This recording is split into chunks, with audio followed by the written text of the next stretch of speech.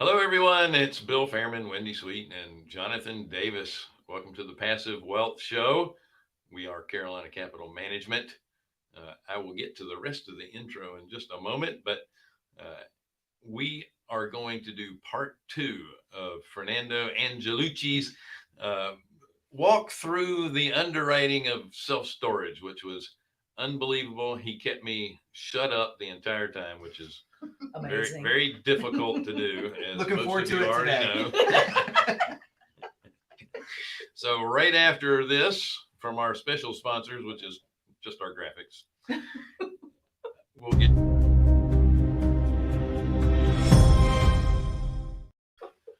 Yeah. Keep going. Once again, we are Carolina Capital Management. We are a lender in the Southeast for real estate investors. If you're interested in borrowing money, go to our website, carolinahardmoney.com. Click on the Apply Now tab. If you're an investor looking for passive returns, then click on the Accredited Investor tab.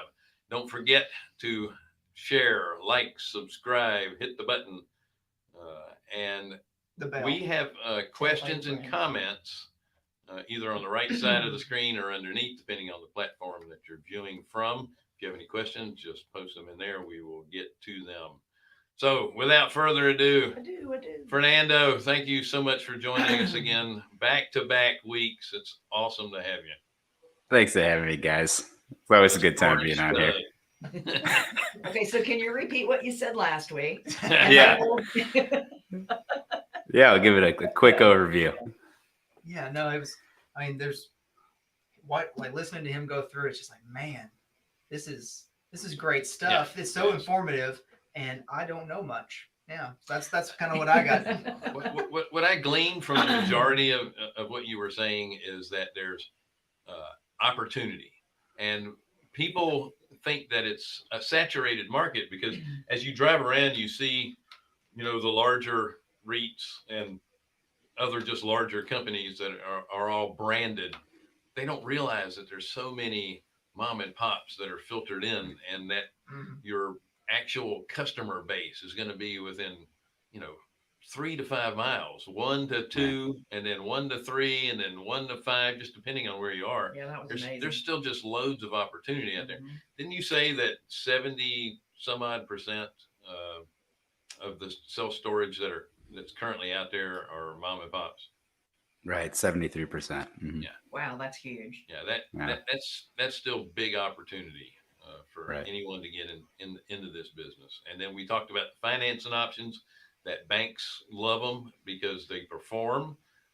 SBA loves them because they're not just real estate; they're actual businesses. So you can get so much more included in the financing. I think you mentioned that they're including operating costs in some of these loans that you're seeing. Yeah, 10% down. They're waiving all the closing costs. They're even paying your first 3 to 6 months of PI payments as well. That's just amazing. Yeah. So Yeah. can we take like just 2 minutes before you get into your screen share? Sure. Jonathan was so interested, we all are, that you actually sent him something to look at last week. Right. And what was your statement to him this morning, just now? Oh, it's a great project and a great property. For me, I've never done a multi or not multifamily storage unit, and there's so much going on in that property. It's like I feel like when I'm reviewing it, I'm like I'm swimming over my head here. So Yeah. it was a lot to take in. You want to tell us a little bit about that project? Sure. It's a multi-tenant self-storage deal in West Virginia. So these are the types of deals that actually don't like to hold long term. So this project, not only did it have self-storage, but it also had a car wash, it had mobile homes, it had a tobacco shop. It's a little too small on the dollar wise level for us to take down. But in the past, we would do deals like this all the time. And what we typically like to do is we found that self-storage owners are self-storage owners. Car wash owners are car wash owners. They don't really like to mix very much. So on a deal like this, what I'd do is I'd take it down. You're walking into a really good cap rate, about like a 8% cap rate day one. And then what I'd do to pump up my return is the second I bought it, I would immediately list the car wash for sale. I'd immediately list the tobacco store for sale. I'd immediately get rid of the mobile homes. And sometimes that requires you to go in and subdivide the parcels. So that might take a couple months to do. But then the nice thing is then you could sell off these additional assets that, almost at fire sale prices, because that's not what you're looking to buy. And then that's going to pump up your return on the self-storage. So if you're walking in at an 8 cap, you sell off these additional assets that are not really generating a lot of cash flow. All of a sudden you can walk into a pretty high return. We actually did that with one of our facilities. Bought a lot. It had it was kind of like 4 quadrants. The back 2 quadrants had the self-storage on it, and then the front 2 quadrants, one had a Dunkin' Donuts that was already sold off, and then the other frontage was an open retail area. So we got an offer on that one. We bought it at a 7% cap rate for about $1 million, and then we got an offer on the front little parcel for $435,000, which then brought our net purchase price on that deal to about $650,000. Wow. Making our cap rate just kind of jump through the roof. So that's what I typically look for on these type of value add deals. Maybe you should rethink it, Jonathan. No, I would do that if someone would do it for me. Partner on it. I could show you how to do it. It's a little slow for us to sit down I would on our own, but yeah, I don't have the. He has a real job. Well, it's not even a real job. It takes me away from all that. Yeah, but no, can we throw up Fernando's contact information or his website if you're interested in a project like that? You can contact. What is it? Titan Wealth Group or no? The Storage Stud. That's right. The Storage Stud. That's awesome. yeah. So the Storage Stud is kind of like the content brand, and then we have a couple other brands. Our buy and hold brand is Impact Self Storage. Our wholesale brand is Titan Wealth Group. So it's super confusing. I don't know why we do this. We'll probably have to rebrand everything pretty soon anyway. Get to it from the Storage Stud, right? You can get to all. Yeah. So all my contact information is all over the internet. So if you just want to call me on my cell phone or shoot me an email, I can connect you. We got a lot of deals. I think we have, just looking at the deal board here right now, 2, 3, 4, 5, 6, 7, 8, 9, 10, 11, 12. We have 12 self-storage deals right now under contract. Do you get them mostly in the Midwest and East, or kind of where's your concentration of the contracts that you get? Yeah. So we get them all over the place. We will only market to, low property tax, low labor cost states. That's where we're actively spending dollars. But because, we're all over the internet and, I help a bunch of people learn about it, find their first deal. We get deals sent into us from partners from all over the United States. So, for example, right now I have some in Louisiana, Illinois, Kentucky, New York, Ohio, Pennsylvania, Nevada, Tennessee, Maine, and Kansas at the moment. Wow. Are what we got under contract. The one in Kentucky is in Louisville. Louisville, or Loveville, I should say it right. Yeah, I'm from Kentucky. Well, I grew up there, but yeah, I was born in West Virginia. Grew up in Kentucky. He's a backwoods. I know, right? It's amazing. I can speak, and he can spell, and I'm wearing shoes. Yeah. That's funny. Us from South Carolina saying that, right? So cards and letters to Jonathan Davis. That's right. We don't condone anything he's saying. Yeah. So, we really like, in general, we really like the Midwest, the South, the Southeast, because you're getting a lot of really good value. You can walk in at high cap rates. Cost of labor is really low. I have yet to get a deal under contract in California. Usually when deals come across my plate in California, they start off at like a 4% cap rate or a 3.5% cap rate with the chance to value add up to like a 5%. It's just ridiculous. Same thing with, around the large metropolitan areas like Manhattan, New York City. It's tough. I really like upstate New York. There's it's one of the most undersupplied markets in the United States is upstate New York, and they have a really good energy credits if you want to combine storage with solar, which is what we do on some of these newer builds and conversion projects as well. Huh. Nice to know. And if you have a big enough lot, you can consider, I'm assuming, putting up cell phone towers and stuff if they need them there in those particular areas, right? So do you Yeah, sell and to those type companies? absolutely, especially because we make a lot of money on these tertiary markets, secondary and tertiary markets, in the areas where John grew up. So we sometimes the cell phone coverage is not the best. So we reach out to the top 5-6 brands, and we'll say, hey, we checked on your website. It looks like there's a gap in coverage. How would you like to put up some cell phone towers? Typically nowadays, they would rather you build the tower and then they'll rent space on the tower for you. There's a whole bunch of String. yeah, exactly. So, and it doesn't take up that much room, especially if we have like call it a multi-story development. You can put it right on top of the building. Yeah. Typically, when we're buying these facilities, they come with a ton of land. I know you saw on that West Virginia deal, it had like all that land in the back mountain there. It's like 30 acres. Yeah, it was close to 30 acres. Yeah. Yeah. You get all that land for free.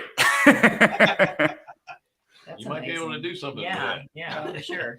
that. Go hunting. Yeah, and if you put it on top of a building, you don't have to decorate it up like a stupid tree. Yeah, Yeah. Palm tree I've seen a few times. that's right.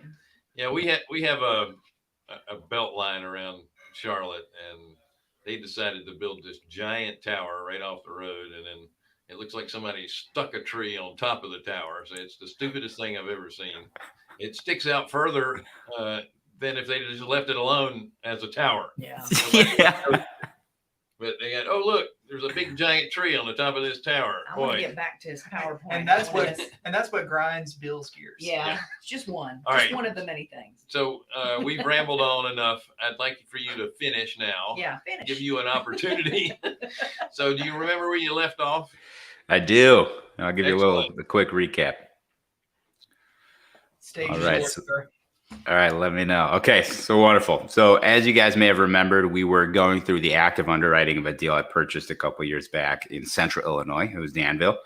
And the first 5 pieces that we covered, we went ahead and saw that traffic counts were a little bit lower than what we liked, but it was still manageable.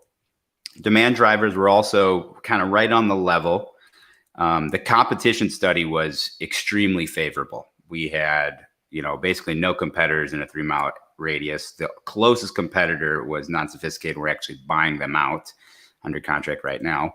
The supply index in the smaller pockets in the 3-mile radius was, it needed a little bit of mitigation, but in the 5-mile radius, it was very good. And then the way we're going to mitigate that was by buying at a higher cap rate, purchasing the closest competitor as well, which then finally brought us to the property analysis itself. So you guys ready to get started onto this side? Mhm. Absolutely. All right. So let's talk property analysis. So very first thing we're going to do is we're going to look at the unit mix. We're going to pull up the financials as well to compare them. We're going to look at the condition of the property. And then we're going to see what type of value add opportunities we have. So as you can see, the photo on the right there, some people might be afraid to buy a facility like that. If I see a facility like that, I'm excited. I'm showing up with cash in hand to buy something like that because Wow. that looks like money to me, right?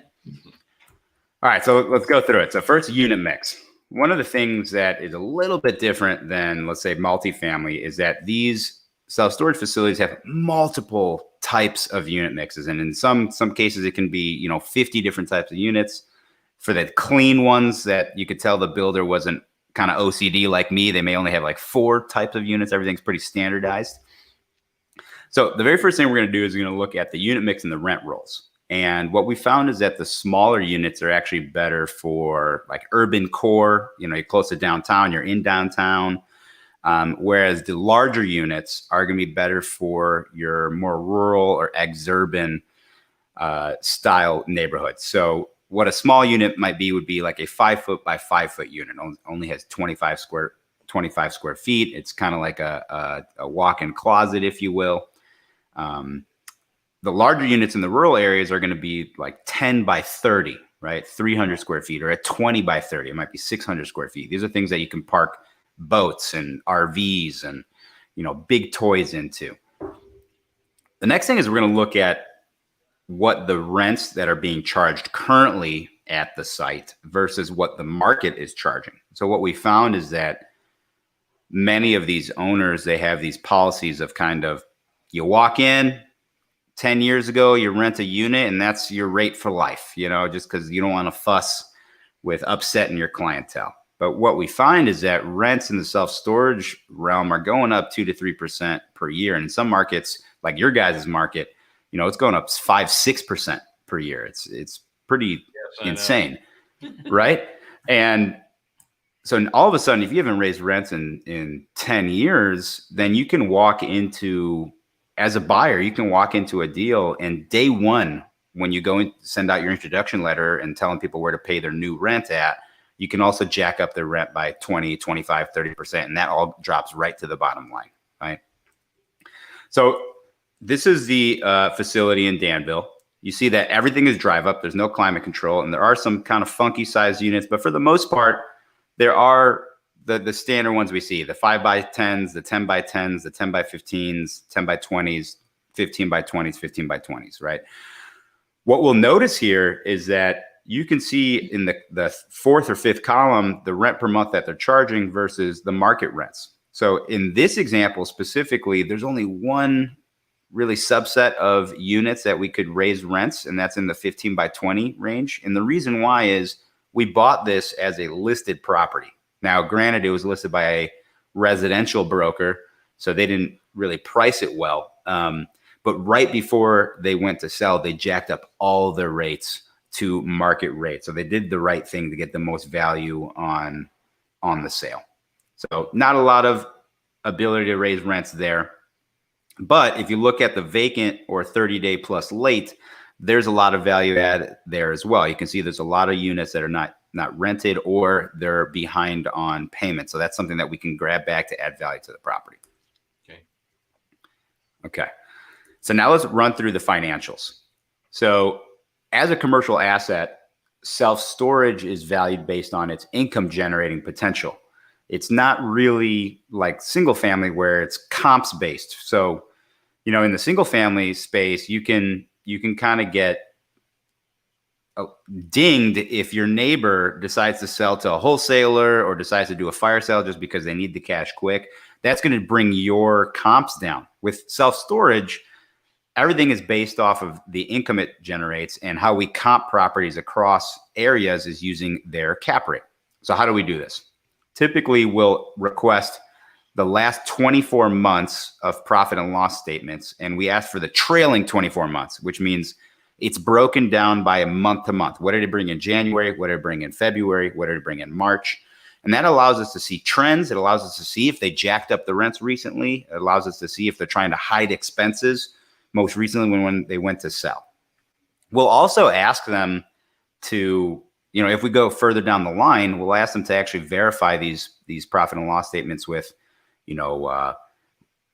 bank statements, tax returns, receipts for the expenses that they're experiencing. And then we'll look at what direction those expenses and those income generating is, what direction it's going in and why it's going in that direction. That's extremely important. Sure. So on this property itself, we saw that the gross potential rental income was about $214,000. So that's if everything was at market rate and at 100% occupancy. Then they had about 21% of their population were vacant. So that brought the net rental down to about $170,000. Now let's look at the expense side. So this is the side that I always tell people to take with kind of a grain of salt, because what we'll notice on the mom and pop side is they'll be on either side of the extremes. On one side, it'll be a solo operator. He may have retired or she may have retired already. This is all they do with their time. So they'll do all the work and they won't put that in their expenses, right? They won't put a manager expense. They won't put a maintenance expense. They won't put anything like that. Sometimes what we find it's on the opposite spectrum where, they're retired, they don't want to deal with it, and they're paying way too much for labor and maintenance and insurance. And there was a property I was looking at the other day. It was tiny property, maybe 10,000 square feet.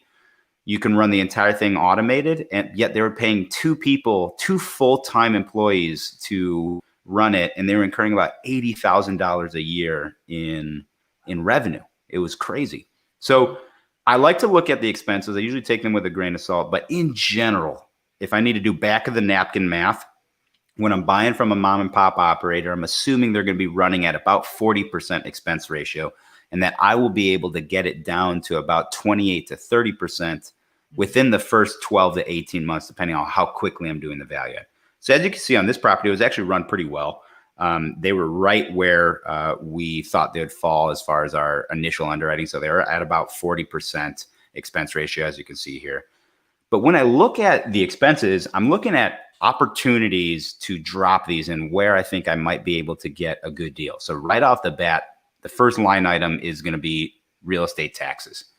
This is in Illinois. Illinois is an extremely high tax state. So how do we get these taxes down? And there's a couple ways that we can actually approach this. The very first way is by structuring the purchase agreement so that the property tax assessor only sees one portion of what you're paying. So what we'll do is we'll actually send two purchase agreements on a self-storage facility.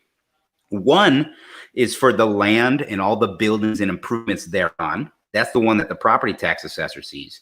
And then we'll send a second purchase agreement, but instead of it being a real estate purchase agreement, it's a business purchase agreement, and we'll buy the brand and the goodwill. And so that will not be reported to the property tax assessor. So depending on how aggressive you want to get, and if you have good CPAs, typically what I'm seeing in this realm is that you can write about 35 to 50% of the purchase value into goodwill. And if you want to further solidify that, you can do a cost segregation study where an engineer comes out and actually give you the cost of each one of your, improvements and all the things that are on the land, so that you can even depreciate those on an accelerated schedule. So when we go to get reassessed, if it's a county that reassesses at purchase, or if it's a county that reassesses on a fixed schedule, like every 2 years or every 3 years, all they'll see in their records is the purchase agreement for the land and the improvement. So that's one way you can immediately drop the property taxes. Nice. The second way that you can drop property taxes is just by going after the county with a property tax attorney. And what they'll do is usually you want to hire an attorney, property tax attorney that's from the local town, has good connections with the zoning board and with the assessors board. They also are probably, a little bit on the older side. They've had years and years to foster these relationships. And you want somebody that their main focus is property tax. You don't want somebody that's a litigation attorney that just happens to do some property tax on the side, because they're not going to know everybody on a handshake basis. And what they do is they'll go and they'll ask the assessor's office and say, okay, how did you get to this number? How did you assess it at this number? Show me the basket of properties that you're grouping in for my storage facility. And a lot of the times what we'll find is that the counties don't know what they're doing, and they'll group in like medical office building or regular office building or, farm buildings into our, basket of comparables, which are not the same type of asset. They shouldn't be taxed at the same rates. And that's another way to get, a 20 or 30% drop on your property taxes. Nice. The next piece is insurance. When I'm looking at the insurance number here, that's really high for how small this facility is. And what we've noticed is a lot of these mom and pop investors, mom and pop owners, whoever did their car insurance, whoever did their home insurance, they just call that guy over at State Farm, Jake from State Farm or whoever it is, and they ask them to get a quote on their self-storage building. And the problem with that is if you do not go with a self-storage specific insurance provider like Bader, for example, BADER, they're going to think that there's a lot more liability coming from that building. They think that there's a higher chance of some type of payout event happening, some type of insurance claim. And that's because with commercial property in general, there is this implied and express warranty of safety for their goods. And the laws are written in that way. Whereas with storage, it's the opposite way. At our storage facilities, the renters have to carry renter's insurance for their possessions. The lease states that they cannot store over a certain value amount in their, in their unit, they have to sign off on that. For our facilities, it's $2,500. And they have to sign off saying like, hey, that if there's an act of God, or if, the property gets broken into, or it catches on fire, or a tornado rips off the roof, you have insurance that's covering those things, and we will not be liable. So immediately on this property, when we purchased it, we were able to drop the insurance to $2,600 a year as opposed to $6,800. So that was a huge savings, just because the previous insurer did not know, was not intimately familiar with self-storage as an asset class and how the laws are written to offload the liability onto the tenants themselves. The next thing that I'm looking at here is management fee, payroll, and benefits, and then the water, phone, internet, gas, and electric. So these are kind of like the admin fees and the personnel costs, and those are all super high. There's no reason you should be paying that much for internet, water, and phone.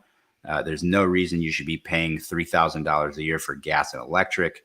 The management fees, $28,000 for someone that's an unsophisticated owner. That makes kind of sense for the payroll costs. But again, this facility is so small that you can automate almost the entire thing and almost not have a need for an office at all. So these are kind of the things I'm going through when I'm looking through the expense sheets to say, okay, where can I add value? At the same time, I'm looking at where are the things that they did not include, right? This is in Illinois, which means that there's a lot of snow. So what's the cost to plow all the time? Well, it turns out the owner was doing that and did not count it in the expenses. Same thing with repairs and maintenance. These facilities, there isn't a lot of repairs and maintenance needed, but every once in a while you do need to do some touch-ups, maybe paint, maybe fix a door spring or fix a door that has a dent in it, these types of things. So that's why I'm going to look at the trailing 24-month profit and loss to see, okay, did any of this come in? Have there been any major capital expenditures that were miscaptured? That's what we're looking for here. So let's look at them together. Oh, there we go. So on the financials, they listed this property at $800,000 with a residential broker. In my underwriting alone, I thought it was probably worth about $1 million. So the second we saw that, we said, hey, we're going to jump in the car today. We're going to meet you down at the facility, and I'm going to sign a purchase agreement right now. No negotiation. Let's do it. As you can see, the NOI at $800,000, $101,000 NOI, that was us walking into a 12.7% cap rate day one. So when I saw that, we saw all those previous things on the agenda, how, the median income's not that great, and the competition study's all right, and, the cap rate's all right. This is how we mitigated against it, by having a very high cap rate walking in. So even if I don't do any value add at all, if I'm walking into a 12+% cap rate and it just sits like that for the rest of the time I own it, I'm feeling really good, right? Sure. Yeah. The second thing that I'm looking at is my price per square foot. So once you get into the storage space, you realize that people don't really talk in terms of units, because units can have all different sizes. Most of your operators are going to be talking in net rentable square feet, because then it puts everything on an apples to apples comparison. Sure. To To build these Class C storage facilities, these first generation storage facilities, it usually costs me anywhere between $25 to $35 a foot, not including the cost of the land and all the site work and soft costs. So I'm already walking into this facility at well below replacement cost as is, not to mention it's got a great cap rate. So the reason I mention that is because sometimes there's these value add deals that come across your plate, but because they're so mismanaged and because the management staff is so terrible at what they're doing, you may be walking in at a 5% cap rate or a 6% cap rate because they're at 30% occupancy. But if you look at the price per square foot and you see that you're in the 25 to 35 per square foot range, like that's a really good deal. And there is the ability to go and value add this thing up to a 7, a 9, a 11, or a 13%. Wow. Right. So once I ran it through our debt schedule, I'm very conservative on our debt schedule. So we're usually running it at like 5.25% interest rate with a 20-year amortization. You can see that even with that super aggressive loan, the cash on cash return was 35%, which means every 3 years I get my down payment back, right? Now, the loan that we have on it now is a 30-year amortized loan with a 10-year balloon at 4% interest. So this cash on cash return just skyrocketed. Wow. Right. All right. So I always get a lot of people asking, okay, you know, I'm new to this. I'm in various markets. It may not be the same market as you, Fernando. How do I know if I'm getting a good deal or I'm getting a bad deal? So what I did is I looked through my last like 50 to 60 deals that came in, the ones that we bought, the ones that we turned down, and I built this matrix for people. So if anybody wants to screenshot this, feel free. This is typically what we're seeing in the market. So let's look at, you know, Class A builds, Class A facilities. Those are the multi-story facilities. They look like office buildings. They're beautiful. They typically have like open glass panes that you can see, these fake, you know, roll-up doors. If you guys didn't know, those aren't real roll-up doors. They just an advertising for people. These things in primary markets like Chicago are trading for 4.5 to 5.5% cap rates. As you go down to secondary and tertiary markets, you're adding about 1% onto that cap rate matrix of what is typical for the market. Now, if you go all the way down to Class C, you can see that there is much more cash flow potential. You know, in primary markets, we're seeing these things go for 6.5 to 8%. In tertiary markets like this Danville facility, we're seeing them go for 8 to 12%. We actually did even better. So those are the types of things that you're seeing. If you're wondering what a Class B facility is, and I should put some photos on the slides here for you, a Class B facility is typically a mix of a 1 or 2 story climate control with, you know, out back they have a bunch of drive up units. Maybe it's gated, it's fenced, it has, you know, keypad entry and exit. It's got some, you know, some camera and security features. So as you can see, as an average, Class C facilities are moving at about 8%. Class A are moving at about 6.1%.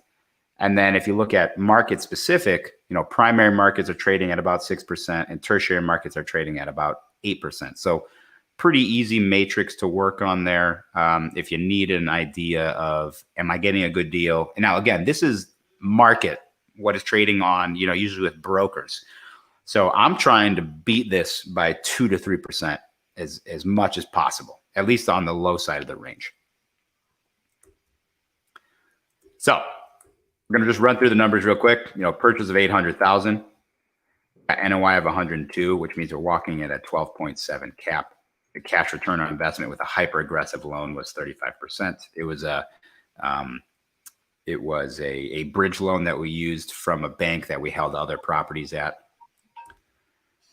In general, at the bank, I tell them it's going to take us 36 months to stabilize because I'm trying to get as much interest only as possible. I'm trying to get, 12, 24, 36 months of interest only. In reality, for us to do the stabilization, it typically only takes us 9 to 18 months, depending on how much heavy lifting we have to do. So at stabilization, the value of this thing is $1.35 million. NOI is at about 131,000, which then gives us an internal cap rate of about 16.4%, or a cash return on investment of 52.8%, which means that we get our down payment money back every 2 years. Wow. And then if we decided to sell, the net proceeds to us would be about $750,000, just shy of that. So that's what I'll look at when I'm doing the financials. The next thing I'll look at is the condition of the property. Where are the physical value adds that I can do to bring up not only the NOI from a customer standpoint, they see a nicer looking facility, they're willing to pay more. Where can I improve certain physical things that allow me to drop the cap rate that the property is trading at, meaning that I get a larger multiple on my net operating income?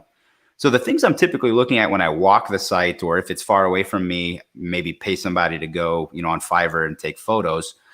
I'm looking at the condition of the doors. Are they the self-storage corrugated steel roll-up doors, or are they, one step down and just like regular garage doors that are like 3-pane or 4-pane? Are they the worst of the bunch and they're these like OSB swing doors? We hate those because they break all the time. Sure. The next thing the next thing I'm looking at is if they have any vacant units, I want to go and mess with that door. I want to move it up and down, up and down. If it's easy to move up and down, that means that the door spring's probably in good shape. If it feels like I'm lifting a giant steel piece of metal, which you are, that means that the springs are broken and they're not working, and you're going to have to replace those. Now, it's not a big deal to replace doors. You know, you're looking at $250 to $450, depending on the supplier and the size. Door springs, each door has 2 springs in it. Those are about $75 for the springs, and then, you know, maybe another $100 in labor. I'm looking at latches. You know, are the metal latches, are they solid? Do they have any rust holes in them? Do they look like you can break them pretty easily by kicking them in? I look at gutters, you know, because I want to make sure that I'm protecting my asset. Water, especially in areas where there's freeze thaw cycles, where it drops below the freezing point. Any water that gets under concrete or in cracks in concrete, as you freeze and thaw, that water freezes, expands, breaks the crack open even more, melts, allows more water to get in, freezes again, breaks it even more. So you want to nip that in the bud. I'm going to make sure that they have bollards. Bollards are those concrete poles that come out of the ground. They're usually painted yellow. And that's so that someone that's not paying attention backing up their pickup truck doesn't slam into one of my steel doors or into the corners, which is usually where we put the bollards. Doesn't slam into the corner of the building. And now I have to go paint to, you know, remove that dent or even replace that sheet metal. I'm going to look at the condition of the pavement. The pavement is one of the larger expenses when it comes to renovating these storage facilities. And then also another thing that comes into play when you're going to get senior debt, non-recourse debt, you know, on maybe the CMBS market or the life insurance company market. Some of these lenders will not give you non-recourse if your property is gravel, you know. So then you're going to have to look at, does it make sense for me to put down a whole level of asphalt, or do I just, you know, if I know I'm going to hold this thing for a long time, do I just say, hey, screw it, instead of asphalt, I'm going to put down concrete? You know, that can cost a lot of money. So I'm looking at the condition of the pavement, or if there is any pavement. Again, the bollards, if there's any dents in the metal, I'm going to have to fix that. When I come in and buy a new facility, I want to hang a banner that says under new management, because I want to be able to start jacking up rents as fast as possible. And if it looks nicer than it did before, then usually you can pull that off. I'm going to look at the condition of the paint. You know, this is metal. Usually the paint's on metal, so it fades very easy in the sun.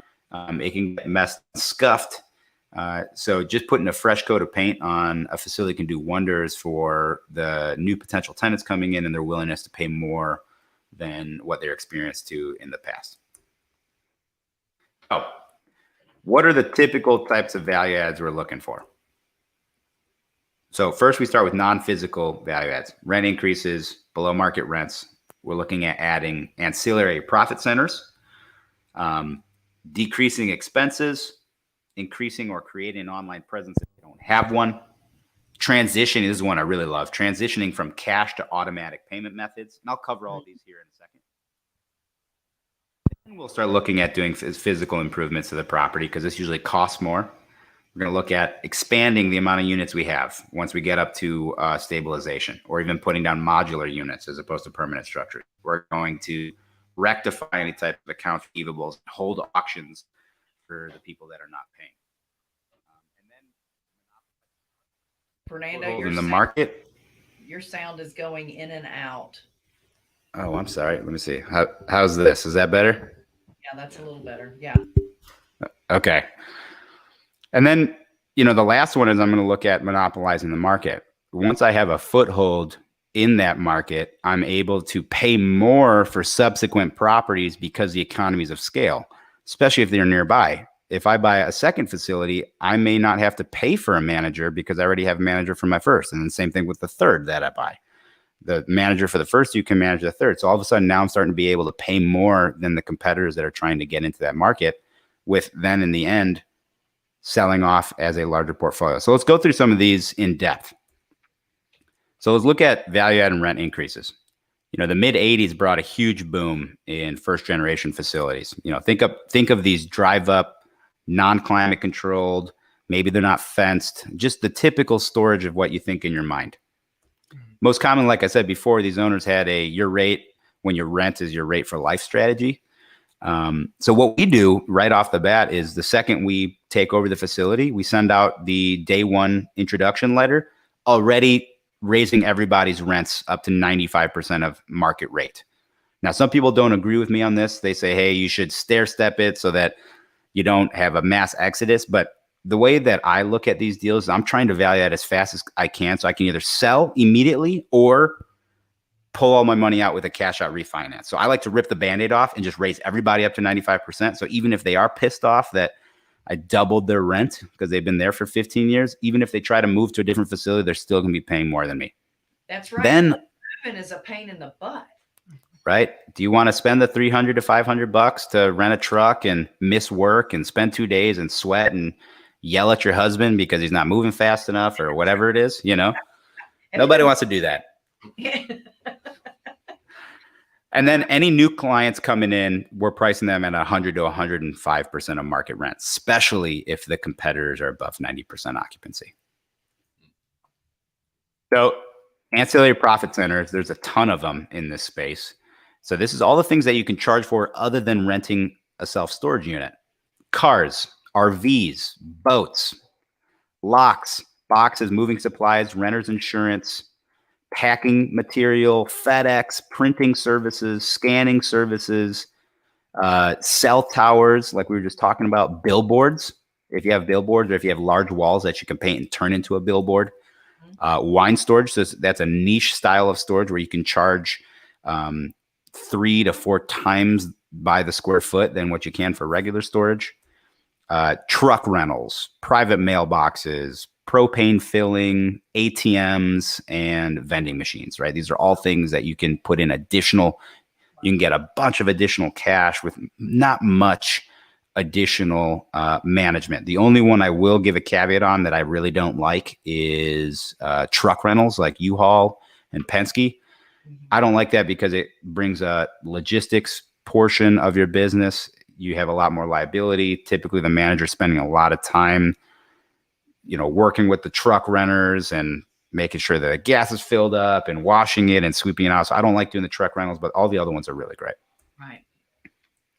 So like we were talking about before on the value add for decreasing expenses, I'm immediately going to look at the property taxes, get them contested or split up the purchase agreement. I'm going to get multiple insurance quotes from people that do self-storage only, or that's all they do the most of their business in self-storage.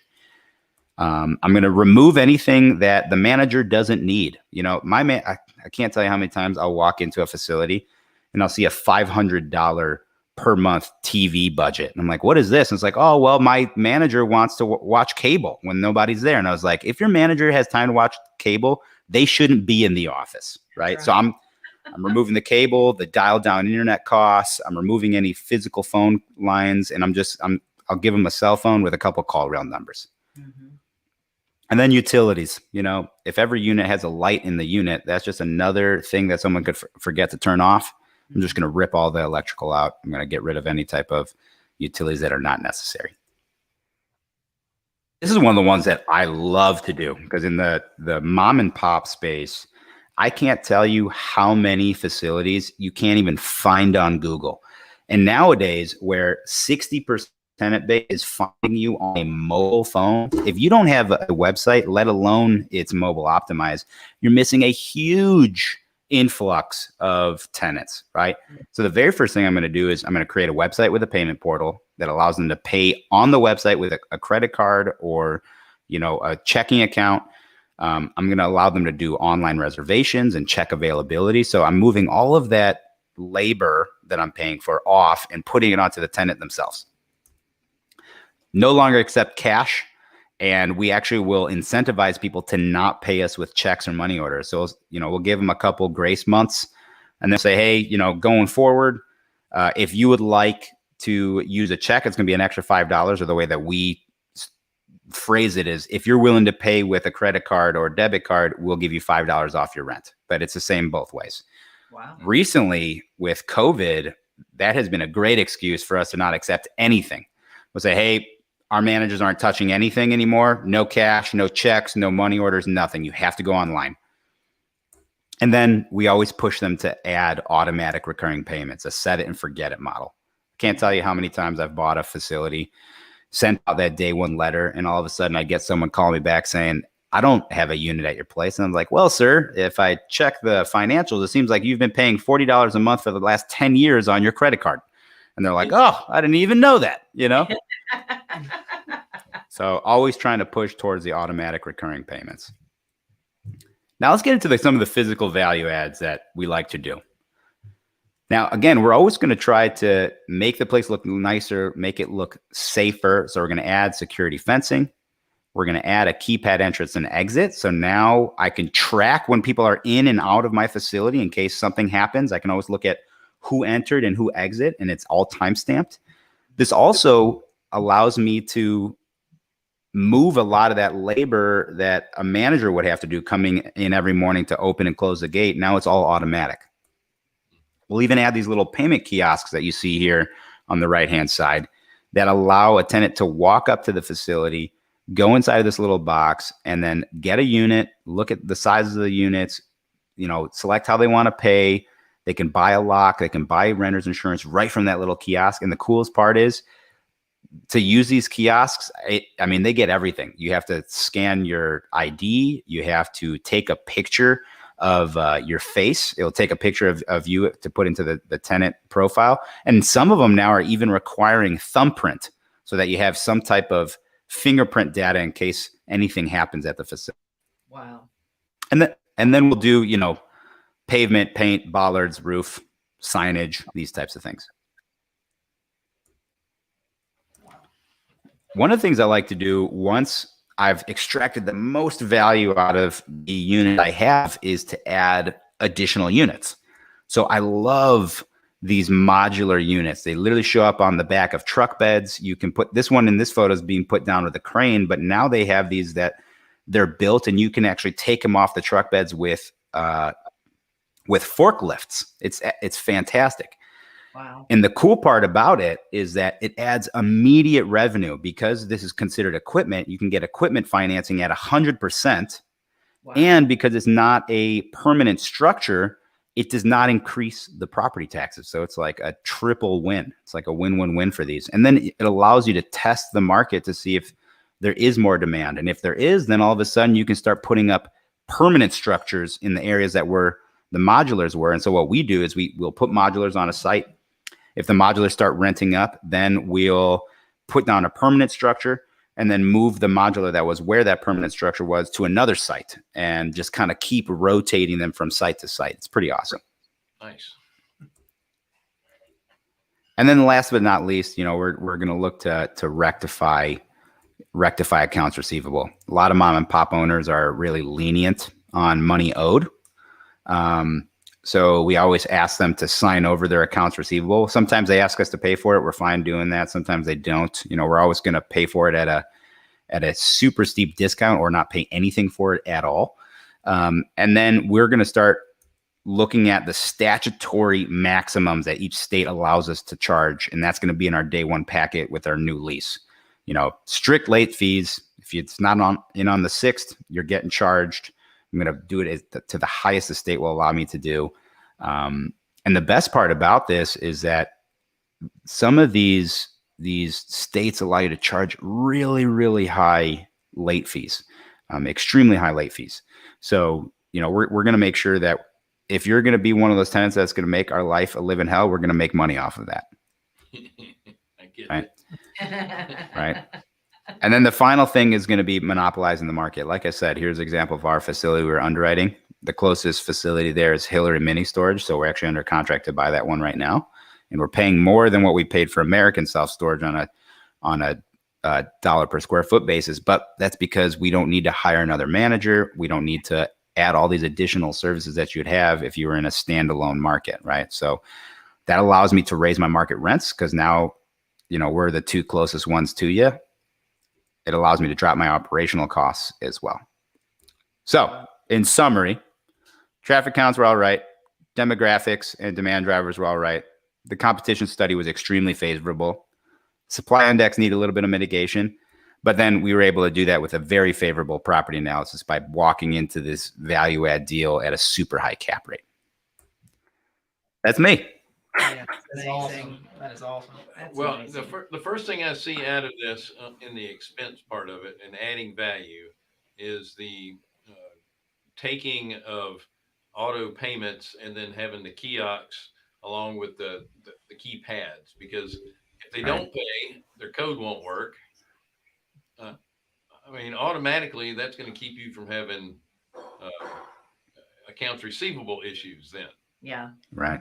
Right. They can't even get into the facility if they're late.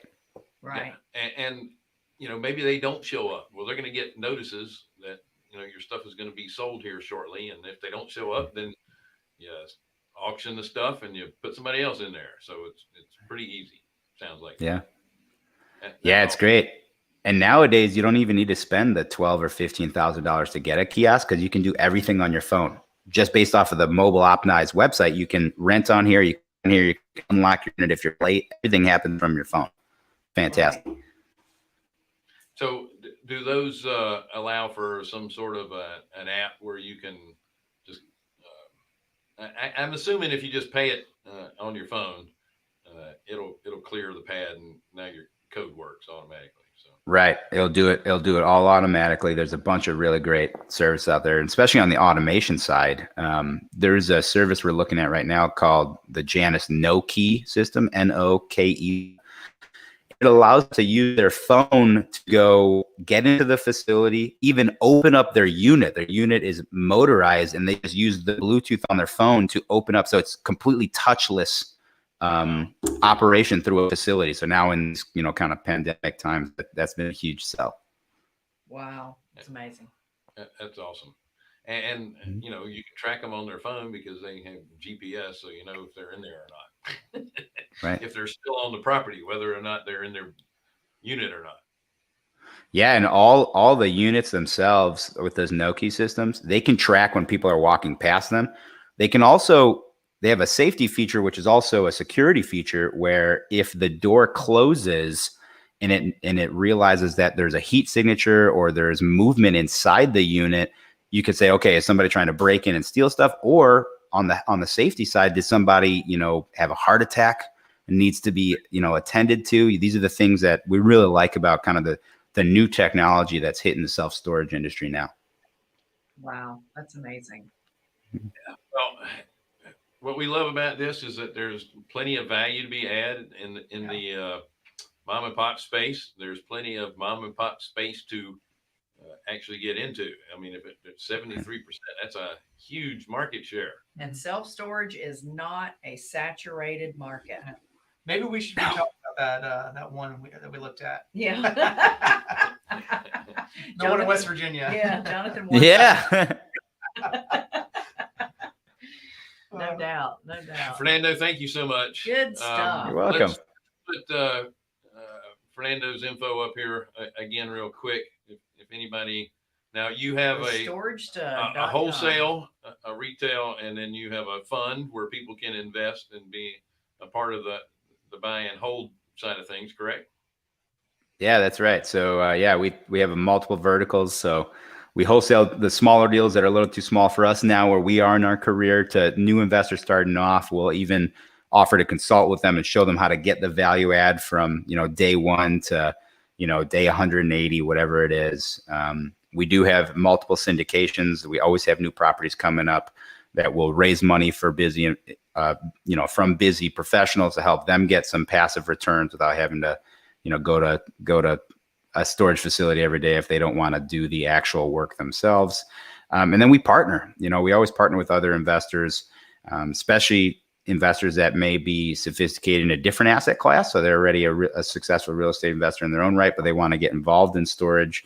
In a couple of the masterminds that we're both a part of, I've already partnered with people in Collective Genius on deals together that they may have sourced, but they didn't know how to walk through the first, 18 months of doing the value add and pulling all their money out. So we love partnering with people. We love hearing from people. If you have any questions, let us know, reach out. Always happy to help. That's awesome. And, for those who are truly passive investors, they can invest in the fund and know that they have somebody that is doing all this due diligence and That's right. knowing that they're doing it the right way Yeah. and taking advantage of what the market's giving them. Right. Yep. Right. Yeah, absolutely. We're always looking to partner with investors. We have probably close to $40 million in deals right now. So Wow. a lot of opportunity out there. Awesome. That's great. Fernando, thank you so much for joining us. We are a little over our normal time, but you have great You're info worth it. Oh, We- absolutely. with it. I hope you got a little spring weather coming your way soon. And We do. We always have it here, so that this is why it's a great area to be in. That's right. There's nothing. I've been barbecuing up a storm, so I'm gonna have to test out my Carolina style barbecue next time I come up and see you guys. Right. Excellent. That's Look right. forward to seeing you. All right, sounds good. Folks, thanks so much for joining us again. If you want any information on self-storage, I highly recommend contacting Fernando. And I know Scott Myers also has courses on this as well. And I say that because Fernando is friends with Scott as well. We're all in a community of giving more. What do we call that? Operating from abundance rather than scarcity. Absolutely. We will all be investing with each other at some point. Yeah. That's the way we look at it. Right. Thanks for joining us on the Passive wealth. Passive Wealth Show. Thank you. We are Carolina Capital Management. We are lenders in the Southeast for real estate investors. If you're looking to borrow money, carolinahardmoney.com. Click on the apply now tab. If you're an investor looking for passive returns, we also like you guys too. So click on the accredited investor tab. Don't forget to share, like, subscribe, hit the bell. Have a wonderful day. We will see you guys next week.